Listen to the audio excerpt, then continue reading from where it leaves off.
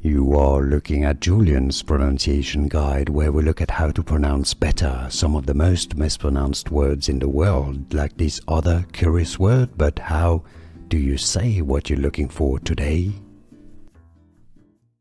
Let's learn how to pronounce this word. This is also a brand name.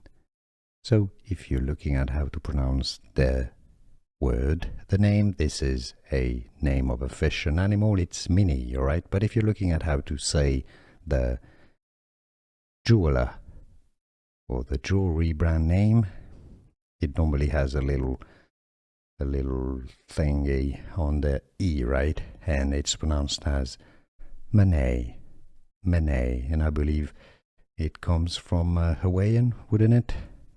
Mene, Mene, but in English, Mene, Mene, or Mini, Mini, depending on what you're looking for. Japanese also, Mene, Mene. Here are more videos on how to pronounce more confusing words and names too many mispronounced. Like this video if you found it useful. I appreciate your support. I'll see you soon and thanks for watching.